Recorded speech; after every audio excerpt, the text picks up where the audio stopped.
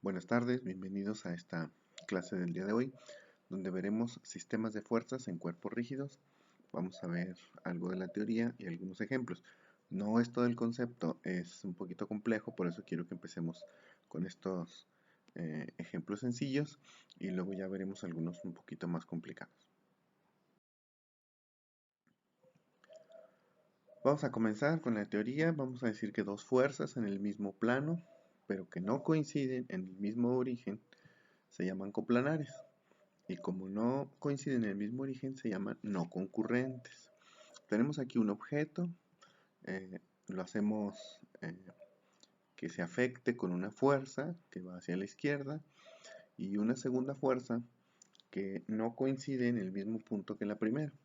Noten ustedes que si nos ponemos a pensar en cuál sería el efecto que producirían estas dos fuerzas sobre el objeto, pues encontraríamos algo parecido a lo que sigue. Lo haríamos que el objeto girara. Si tuviera un eje de referencia, entonces ese giro se daría, pues inclusive hasta de manera cíclica. Bien, este nuevo efecto se conoce como par momento, o para abreviar solamente se le dice momento.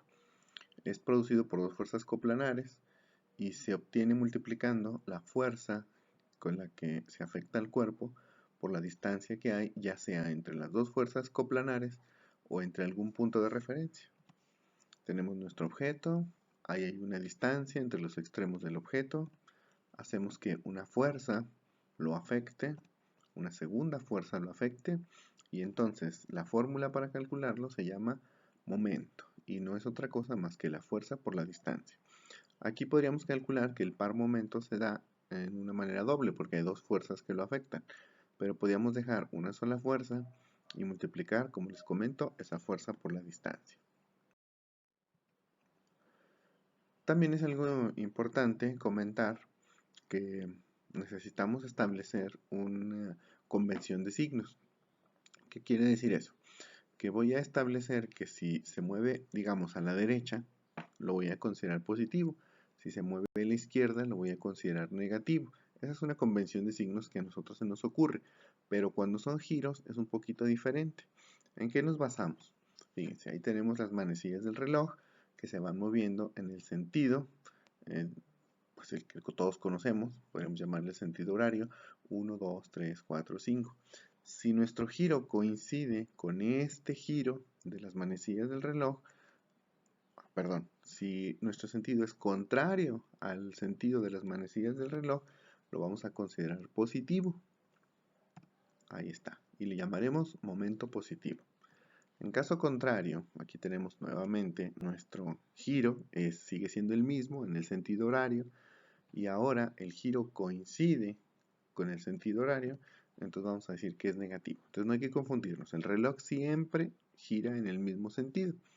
Si el giro producido por el par momento es contrario al reloj, se llamará positivo.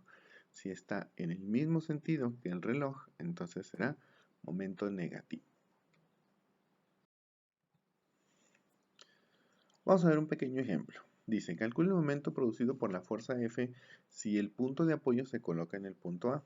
Aquí tenemos una barra, pero ahora no vamos a colocar dos fuerzas, solamente vamos a colocar una. Estas dos fuerzas, perdón, esta fuerza va a afectar en el extremo de la barra o del objeto. Es una fuerza de 200 libras. Ahora voy a tomar como referencia el punto A y voy a tener una distancia, se me ocurre, de 7 pies. Entonces, según la fórmula que vimos, que el momento es fuerza por distancia, voy a tener que multiplicar la que tenemos ahí en color rojo de 200 libras por una distancia de 7 pies. Ahí está. 200 libras por 7 pies serían 1400 libras pie. En este esfuerzo, en este resultado de multiplicar una fuerza por distancia, las unidades no se mueven. No le llamamos de alguna manera en específico, entonces aquí juntamos nada más las libras con los pies. Si fuera en el sistema internacional, las fuerzas están en newtons, el sistema de distancias estaría en metros, entonces sería newton por metro. Vamos a revisar ahora el signo.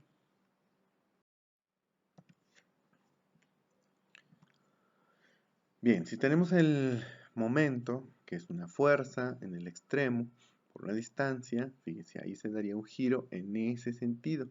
Si yo amarro la barra, el objeto, en el punto A y lo hago que se afecte con la fuerza F, giraría en ese sentido. Pensemos un poquito si es con el sentido de las manecillas del reloj o el sentido contrario. Yo aquí me hace pensar que estamos igual al sentido de las manecillas del reloj, por lo tanto lo voy a considerar como un momento negativo.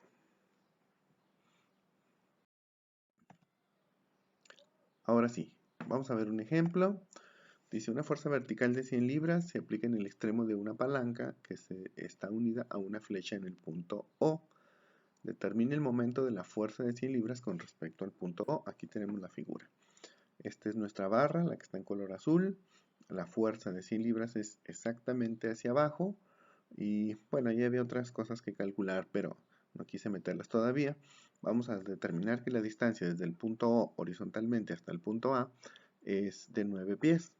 Entonces, como el momento de la fuerza es la fuerza por la distancia, tendremos que las 100 libras que van exactamente hacia abajo y cuya línea de acción pasaría por la distancia de 9 pies, entonces sería 100 libras por 9 pies, fuerza por distancia. Noten que aquí ya puse que el signo es negativo, dado que, vamos a ver aquí, ahí tenemos nuestro giro, que es exactamente igual, porque tenemos nuestro origen en el punto O, ahí donde está la punta de la flecha roja, ahí sería el amarre que pondríamos, jalamos hacia abajo, esta palanquita se movería en sentido de las manecillas del reloj. Un segundo ejemplo.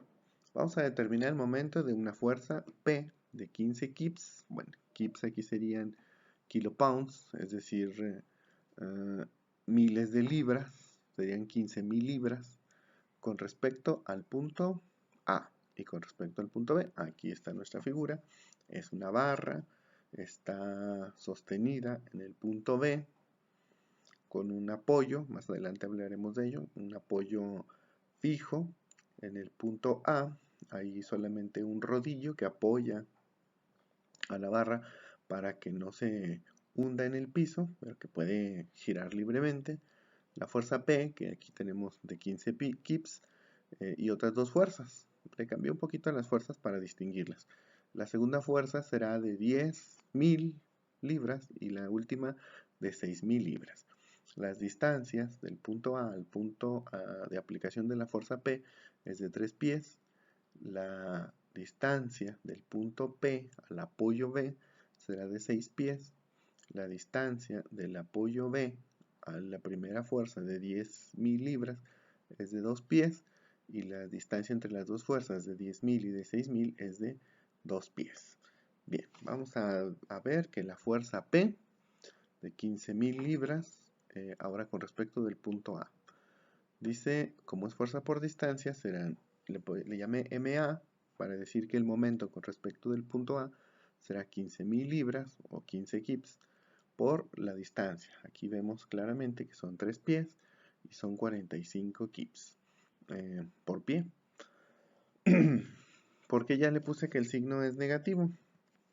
Ahí está el giro que se produciría en caso de que hiciéramos girar de veras esta barra, que si sí se pudiera hacer girar, pues giraría en ese sentido. Como es contrario, perdón, como es de acuerdo con las manecillas del reloj, entonces nos quedaría negativo.